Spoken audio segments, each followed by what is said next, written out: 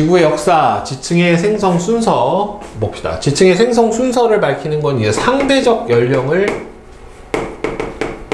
밝혀주는 과정이 바로 지층의 생성 순서를 밝혀주는 과정에 해당이 돼요. 자, 첫 번째 나온 게 지사학의 법칙입니다. 그래서 지층의 선후 관계는 현재 지각에서 발생하는 지질학적 사건들의 조건이 동일하다면, 그러니까 지금 지층이 만들어지고 화석이 생성이 되고 뭐 습곡이 일어나고 지각 변동이 일어나고 하는 규모라든가 시간이라든가 과정이 과거 뭐 조건이 똑같다면 과거에도 똑같은 규모로 똑같은 시간에 걸쳐 똑같은 과정으로 일어났을 것이다. 그래서 이제 뭐 현재는 과거를 보는 열쇠다라고 하는 그런 표현으로도 보는데, 이 동일 과정의 원리를 바탕으로 여러 가지 법칙을 이용을 해주는데, 일단 첫 번째가 뭐냐면은 수평 퇴적의 법칙이에요. 퇴적물이 쌓일 때는 중력 때문에 수평면과 나란한 방향으로 쌓여서 결국에는 수평면은 보통은 당시 해수면이에요. 해수면과 나란한 방향으로 쌓여서 지층이 생성이 되고, 따라서 현재 지층이 기울어져 있던지 또는 휘어져 있으면 퇴적물이 쌓인 후에 뭘 받았다? 지각 변동을 받았다 라고 얘기를 해줍니다. 그 다음에는 지층 누중의 법칙, 일종의 싸움의 원리예요. 퇴적물이 쌓일 때 새로운 퇴적물은 이전에 쌓인 퇴적물 위에 쌓이기 때문에 지층이 뒤집어지지 않았다면 아래에 있는 지층이 위에 있는 지층보다 더 먼저 만들어진 지층이다 라고 하는 거예요. 아래의 연령이 더 어떻다? 더 높다. 따라서 지층이 생성된 후에 지각 변동을 받으면 보통은 이때 뭐예요? 습곡이 일어나는 거죠. 횡와 습곡 같은 습곡 현상이 일어나게 되면 역전이 되거나 또는 바뀔 수가 있게 되고요. 지층의 역전 여부는 아까 앞에서 얘기했던 퇴적 구조였죠. 사층리, 점이층리, 연은, 건열 등의 퇴적 구조와 지층 속에 보존되어 있는 화석을 이용을 해서 판단이 가능합니다. 그 다음에는 동물군 천이의 법칙. 그러니까 여기서 화석을 이용해서 볼 수 있는 거는 지층이 쌓여 있는데, 예를 들어서 여기에 중생대 화석이 있고 여기에 고생대 화석이 있으면 이 지층은 뒤집어졌다라고 판단할 수가 있겠죠. 아래에 있는 게 먼저 쌓인 지층에 해당이 되는 거니까. 그 다음에 동물군 천이의 법칙. 생물군 아니에요. 식물군도 아니고 동물군이에요. 오래된 지층에서 새로운 지층으로 가면 갈수록 더욱 진화된 생물의 화석이 산출이 된다. 그래서 지층에서 산출되는 화석군의 변화를 이용해서 지층의 선후관계, 표준화석들을 이용을 해서 어느 시대에 만들어졌는지를 파악할 수가 있게 되고요. 그 다음에 멀리 떨어져 있더라도 화석의 상태를 보고서 지층의 선후관계를 예측을 해 볼 수가 있습니다. 그러니까 예를 들어서 아프리카 대륙이랑 유럽 대륙이랑 떨어져 있더라도 여기서 나오는 화석에 산출되는 정도를 비교를 해가지고 어느 게 더 먼저 만들어진 지층인지에 대한 예측을 해 볼 수 있다라는 소리예요. 그 다음에는 부정합의 법칙. 부정한 면을 경계로 해서 상하 지층 사이에 아주 큰 시간적인 간격이 존재한다가 부정합의 법칙에 해당이 되고요. 부정합은 퇴적이 한번 멈췄던지 먼저 퇴적된 지층이 없어진 상태에서 다시 퇴적이 일어날 때 만들어집니다. 그러니까 먼저 퇴적된 지층이 없어진 상태는 보통은 뭐가 되는 거예요? 난정합? 뭐 이런 게 되겠죠. 화산 분출 같은 게 있었던가.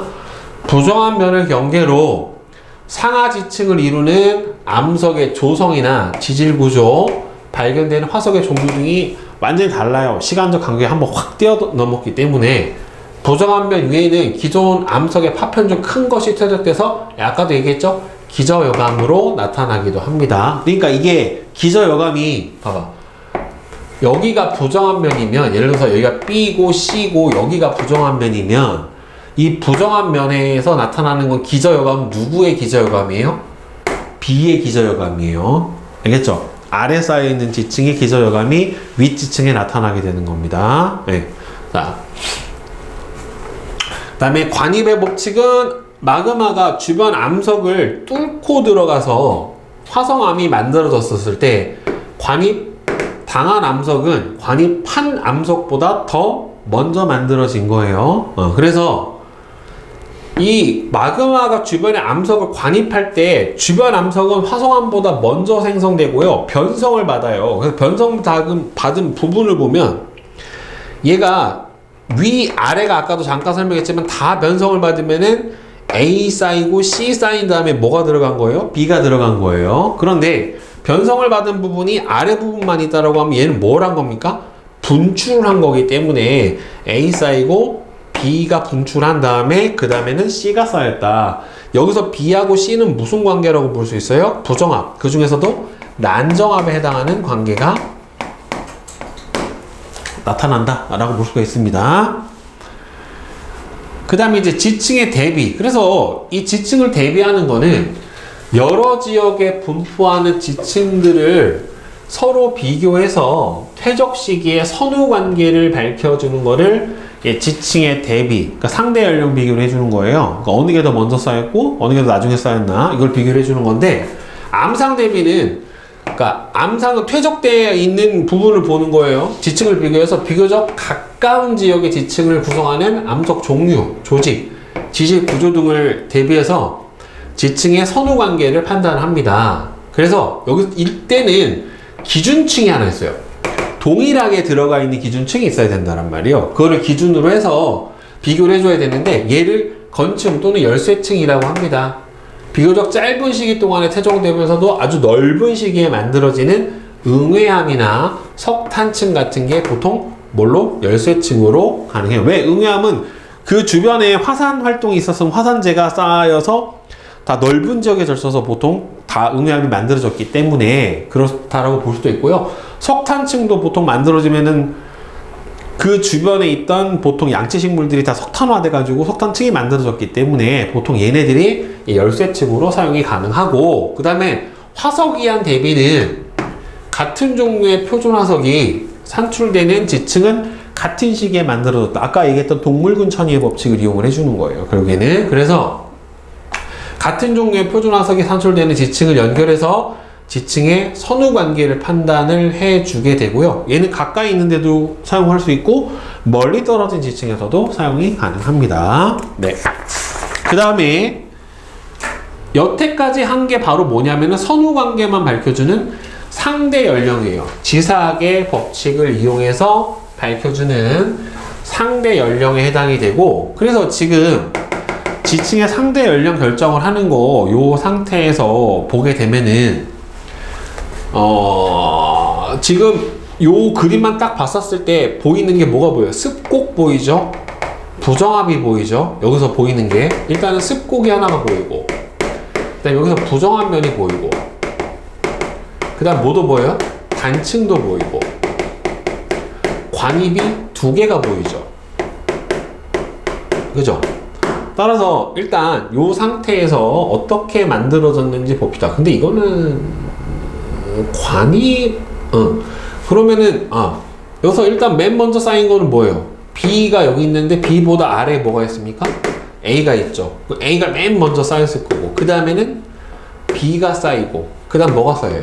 C, 그 다음에는 D, E, 그 다음에는 F까지 쌓이고 나서 습곡이 일어난 다음에 단층이 일어났죠. 그쵸? 단층 전에 일어난 게 뭐예요? 습곡, 관입이 단층 전에 일어났잖아요, 지금. 그치? 그러면은 일단은 F까지 쌓인 다음에 그 다음 뭐가 들어와야 돼요? 요거 관입되기 전에 얘가 먼저 관입이 됐으니까 I, 그 다음에는 H, 그러니까 요 사이에 뭐가 들어가야 돼요? 습곡이 들어가야 되겠죠. 그죠? F가 쌓이고 나서 습곡. 그 다음에는 I 들어가고 H 들어간 다음에 얘가 부정합 생기기 전에 먼저 단층이 일어나야 되는데, 이렇게 돼버리면 상반이 어떻게 됐어요? 내려가 버렸잖아요. 그쵸? 그러니까 정단층이 일어났고, 그 다음에는 뭐가 일어났다? 부정합이 일어났고, 맨 마지막에 G가 쌓였다. 네, 이렇게 판단을 해볼 수가 있게 되는 겁니다, 결국에는. 자, 그러면 이제 절대 연령은 실제 나이를 구하는 거고, 수능에서 절대 연령 구하는 문제는 매번 출제가 됩니다. 한 문제 꼭 나와요. 암석의 생성 또는 지질학적 사건의 발생 시기를 절대적인 수치로 이용해서 나타난 거예요. 방사성 동위 원소에 뭘 이용했다? 반감기라고 하는 걸 이용해서 구해주는 겁니다. 왜냐하면 같은 원소는 반감기, 즉 원래 모원소의 양이 붕괴돼서 다른 자원소로 되는데, 얘가 모원소의 양이 2분의 1로 줄어드는데 걸리는 시간이 반감기에 해당이 되고, 이 반감기는 어때요? 일정해요. 변하지가 않는단 말이에요. 그러니까 처음에 1에서 2분의 1이 되는데 걸리는 시간, 2분의 1에서 4분의 1이 되는데 걸리는 시간, 4분의 1에서 8분의 1이 되는데 걸리는 시간이 어떻다? 다 같다란 소리예요, 결국에. 그래서 여기서 보면은 모원소라고 하는 게 있고 자원소라고 하는 게 있는데, 방사성 동위 원소는 불안정해서 무거워서 붕괴되면서 방사선을 방출하는 원소에 해당이 되는데, 붕괴하는 방사성 동위 원소를 모원소, 얘가 붕괴돼서 만들어진 원소를 자원소라고 얘기를 해줘요. 그래서 뒤에 나와 있는 그래프를 보면 시간이 지남에 따라서 모원소는 자꾸 줄어든단 말이에요.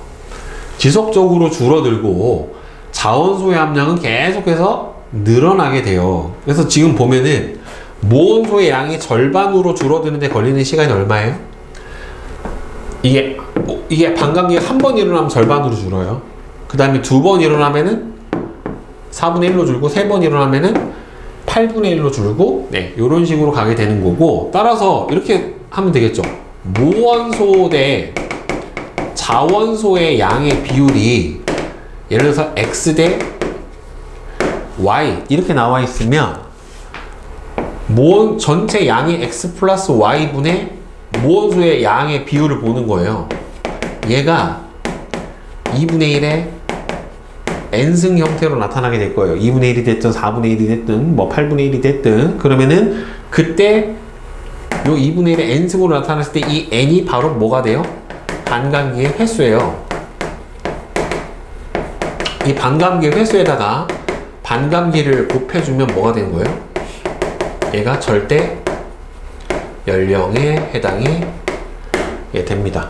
알겠죠? 이렇게 해서 실제 나이를 구해주게 되는 겁니다. 그래서 화성암에서는 측정한 절대 연령은 바로 마그마가 처음에 분출돼서 식었을 때의 연령이기 때문에, 화성암은 실제로는 생성된 시기를 나타내고, 퇴적암은 생성 시기가 다른 여러 입자들이 있단 말이에요. 퇴적암을 구성하는 입자가 화성암일 수도 있고, 아니면 뭐 석회암일 수도 있고, 여러 가지가 될 수 있는데, 퇴적암에서 측정한 절대 연령은 퇴적암의 퇴적 시기가 아니라 퇴적암의 퇴적 시기의 상한선이에요. 그러니까 얘가 최소한 이거보다는 나이가 최대 이거다, 나이가. 알겠죠? 가장 나이가 많은 거는 결국에는 요 정도가 가장 어떻게 될 것이다? 상한선, 제일 많을 것이다. 이거보다 더 많을 수는 없다. 이렇게 지시를 합니다. 그 퇴적 당시의 환경을 나타내는 거는 아니에요. 오래전에 생성된 암석의 절대 연령은 반감기가 긴 방사성 동위 원소를 이용을 하고, 최근에 된 거는 절대 연령은 반감기가 짧은 거를 이용을 해줘요. 보통 긴 거는 우라늄을 사용을 해주고, 짧은 거는 보통은 탄소를 사용을 해줍니다. 그래서 알겠죠? 자, 그 다음에 이제 지질시대의 환경과 생물 봅시다. 자, 화석으로 보통 지질시대의 환경과 어떤 생명체들이 살았고 어떻게 진화가 되어왔는지를 알아낼 수가 있는데, 일반적으로 생물체의 뼈나 줄기 같은 단단한 부분이 있으면 화석이 만들어지기가 유리해요. 그것도 없다고 해서 안 만들어지는 건 아니지만. 자, 생물체가 분해되기 전, 부패가 되기 전에 빨리 매몰돼야 되고요. 퇴적암이 생성된 후, 화석은 퇴적암에서만 나와요. 그래서 퇴적암이 생성된 후에 아주 심한 지각 변동이나 변성작용, 관입이나 또는 변성작용은 받지 않아야 화석이 그대로 유지가 될 수 있어요. 지금 우리가 화석을 보는 거는 보통 지하에 있던 게 지각 변동을 받아서 위로 융기된 여기에서 보통 보는 거란 말이에요. 지표 가까이 있는 거. 그러니까 아직 발견되지 않고 지하에 있는 화석 자체도 어떻게 되겠어요? 상당히 많다라고 볼 수 있겠죠. 결국에는. 자, 그러면은 여러분들 다 알다시피 화석은 크게 뭐가 있어요? 시대를 대표해주는 표준 화석과 시상 화석 두 종류가 존재를 하게 되겠죠. 그래서 시상 화석은 뭘 나타내요? 환경. 표준 화석은 시대를 대표해주는 화석에 해당이 되는데, 그래서 지질 시대를 구분해 주는 거는 지구 탄생 46억 년 전부터 현재까지를 지질 시대라고 얘기를 해주고, 보통 지질 시대 구분을 해줄 때는 생물계의 급격한 변화 또는 큰 지각 변동, 지각 변동은 보통 부정화, 기후 변화 등을 기준으로 해서 구분을 해줘요. 그래서 누대, 대, 기로 구분을 해줍니다. 그래서 보면은 시생누대, 원생누대, 현생누대 이렇게 나와져 있는데, 이 시생누대하고 원생누대는 이게 여러분들 알고 있는 언제에 해당이 되는 거예요? 선 캄브리아 시기에 해당이 되는 거예요. 선 캄브리아에서도 전기가 시생누대고 조금 후기가 원생누대에 해당이 되고, 여러분들 알고 있는 고생대, 신생대, 중생대가 현생누대에 해당이 됩니다. 그리고 시기별로 보면 가장 먼저가 캄브리아기, 뭐 오르도비스기, 실루리아기, 대봉기, 석탄기, 페른기, 그다음에 중생대도 트라이아스기, 주라기, 백악기 이게 나타나는데, 여기서 고생대, 중생대, 신생대의 시기 정도는 알아야 돼요. 그러니까 고생대 시작이 5억 4천만 년 전에서 2억 5천만 년 전까지, 중생대가 2억 5천만 년 전에서 6,600만 년 전까지, 신생대가 6,600만 년 전에서 현재까지, 요 시기를 이제 신생대다라고 얘기를 해주거든요. 자, 그러면 일단 지질시대의 기후부터 보면은, 화석을 연구를 해보면은 시상화석의 종류와 분포로부터 과거의 기후를 추정할 수 있다. 뭐 고사리, 온난하고 수변했던 육지, 그 다음에는 뭐 산호, 얕고 따뜻한 바다, 뭐 이렇게 예측이 가능하다란 말이에요. 그 다음에 지층의 퇴적물을 연구하면 퇴적물 속에 있는 꽃가루 화석을 분석을 해서 어떤 식물이 있었고 이 식물이 현재 어떤 환경에서 사니까 과거의 기후가 어땠을지에 대한 예측을 해볼 수가 있게 됩니다. 그 다음에 나이테를 연구를 해보면 나이테 사이의 폭과 밀도, 여러분들 온도와 습도가 높을수록 나이테 사이 간격이 어떻게 돼요? 커요. 그리고 온도하고 습도가 낮을수록 밀도가 커집니다. 그래서 과거의 기온하고 강수량 변화를 추정을 해줄 수가 있고, 빙하 코어, 빙하를 원기둥 모양으로 파내서 그 코어는, 여러분 빙하는 눈이 얼은 거거든요. 그래서 눈 안에 들어있는 공기를 분석을 해주면 과거의 대기 조성도 알 수가 있고요. 그 다음에 여러분들 빙하를 구성하는 물 분자의 산소 동위 원소 비, 이게 물 분자가 H2O가 16산소를 포함하는 물하고 18산소를 포함하는 물하고 두 가지가 있다란 말이에요. 근데 이렇게 생각해야 돼요. 기온이 높으면 해수에서 뭐가 많이 일어나요? 증발이 잘 일어나고, 증발이 일어나서 뭐가 만들어져요? 구름이 만들어지고, 구름에 의해서 뭐가 내립니까? 눈이 내릴 거란 말이에요. 따라서 기온이 높을수록 증발이 잘 일어나니까, 기온이 높으면 증발 잘 일어나는 조건에서 18산소를 포함하는 물도 증발이 어떻게 돼요? 더 잘 일어나요. 그러면은 구름 속에 포함되어 있는 물 안에서도 18산소 비율이 높고, 따라서 내리는 눈 안에서도 18산소 비율이 높아요. 따라서 빙하 코어에 포함된 물에 16산소분의 18산소의 비율이 높을수록 어떻다? 기온이 높았던 시기다. 네, 이렇게 생각을 해볼 수가 있어요. 알겠죠? 반대면 당연히 기온이 낮았던 시기다 라고 생각을 해볼 수가 있겠지. 그죠? 자, 그 다음에 지질시대를 보면은 선캄브리아대하고 고생대, 신생대는 뭐가 있었어요? 빙하기가 있었고 중생대에는 빙하기가 아예 없었다라고 볼 수가 있습니다. 알겠어요? 자, 그래서 고생대가 요때 빙하기 성카문부리아 시대도 한 번 있고 중생대는 한랭은 한데 이때 빙하기는 아니에요. 신생대 때 내오기하고 제4기 때 바로 뭐가 있다? 예, 빙하기가 존재를 하게 됩니다. 저 빙하기를 거치면서 예, 생물의 대멸종들이 한 번씩 일어나게 돼요. 자, 지질시대의 환경하고 생물을 보면은 일단 성캄브리아 때 오랫동안 여러 차례 지각 변동을 받으면서 대부분의 기록은 없어요. 자, 맨 처음 여러분들 시기별로 한번 보세요. 시생누대하고 원생누대하고 비교를 해보면 어느 시기가 더 길어요?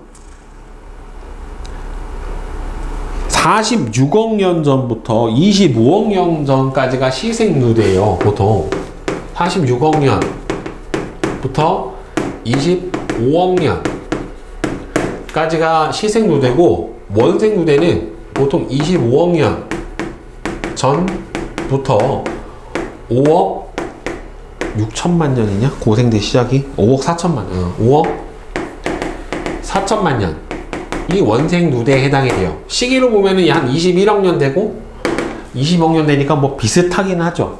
그죠? 자, 그래서 시생 누대에서는 산소는 거의 없었고 육지에 강한 자외선이 도달했기 때문에 다 바다에서 최초의 생명체가 출현을 했고요.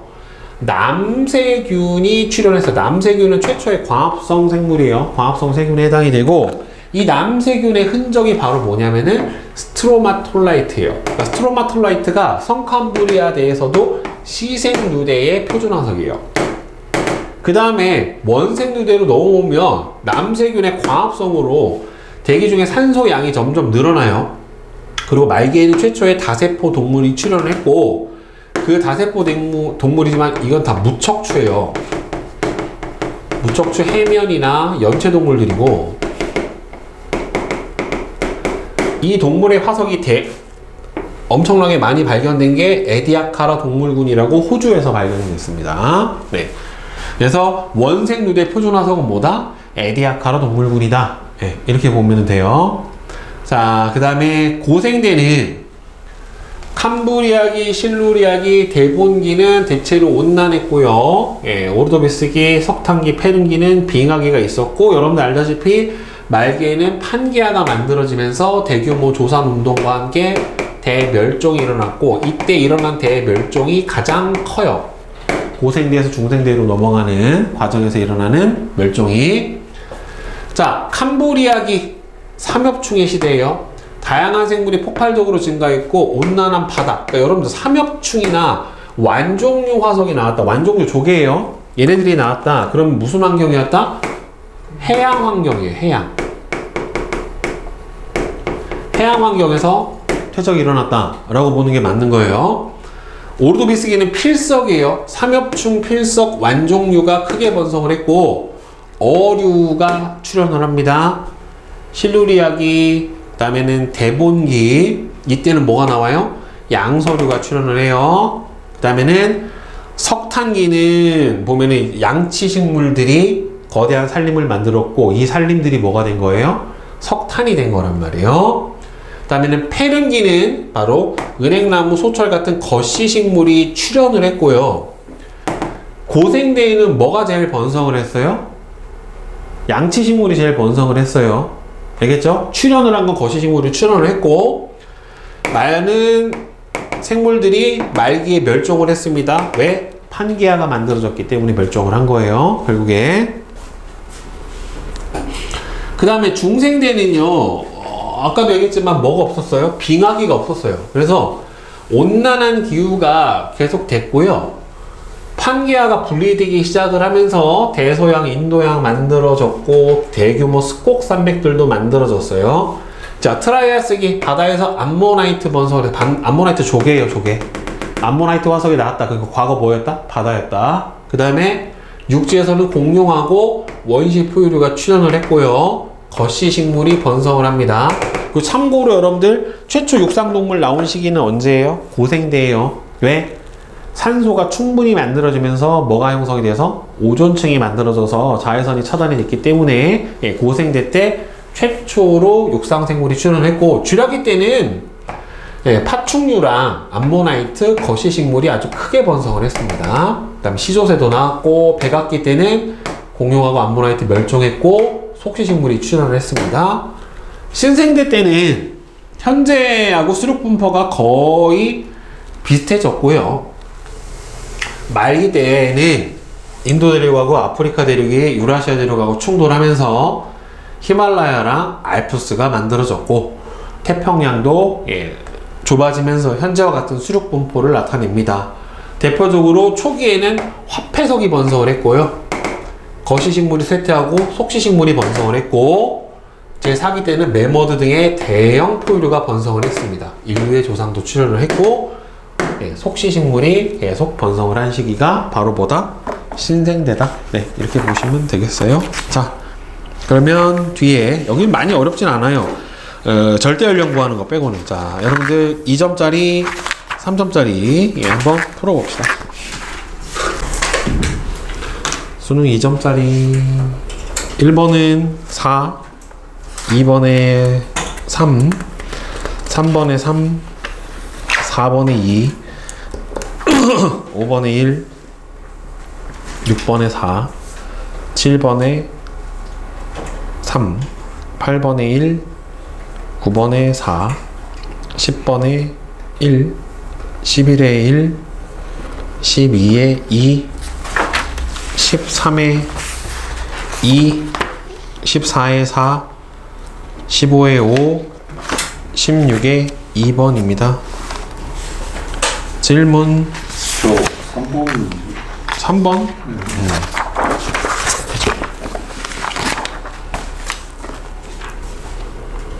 자, 그림은 인접한 세 지역 1, 2, 3의 지질 단면을 나타낸 것인데, 과거 1회의 화산 활동이 있었으니까 이거는 응해암층이 열쇠층에 해당이 될 거란 말이에요. 이렇게 돼버리면은 응해암층을 열쇠층으로 이용이 될 수 있다. 그렇죠, 맞겠죠. 그 다음에 1의 이암층, 여기서 이암층은 요거보다 하나 둘, 여기서 하나 둘 셋, 여기서 만들어진 거잖아요. 그 다음에 2의 이암층은 어딨어? 얘죠. 얘는 이거보다 나중에 생성이 됐고 얘는 더 먼저 생성이 됐으니까 비슷한 시기라고 볼 수가 없죠. 1의 석회암층은 3의 역암층보다 더 나중에 생성이 되었다. 여기서 보면 석회암층이 이 응해암층보다 먼저 만들어졌고, 3에서 역암층은 지금 보면은 요 석회암, 예, 더 먼저가 역암이 만들어졌잖아요. 그쵸? 역암 만들어지고 석회암층 만들어지고 응해암층 쌓였으니까 1의 석회암층은 3의 역암층보다 더 나중에 생성이 된 게 맞는 거죠. 그쵸? 그래서 기억 디귿이 되겠죠. 네. 그 다음 또 질문. 7번.